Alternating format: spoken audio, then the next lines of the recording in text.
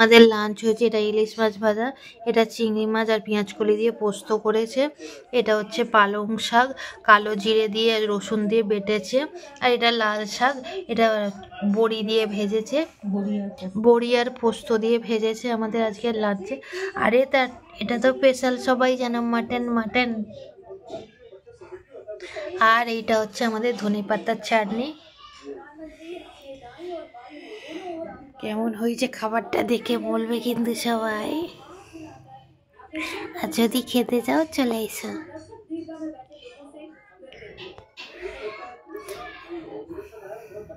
রান্নাগুলো দেখাতে পারিনি কেন তাড়াহুড়ো করছি, কালীঘাটে গেছিলাম, কালীঘাট থেকে এসে তাড়াহুড়ো করে রান্না করেছি, তাই জন্য দেখাতে পারিনি, খুব তাড়াহুড়ো করে রান্না করেছি।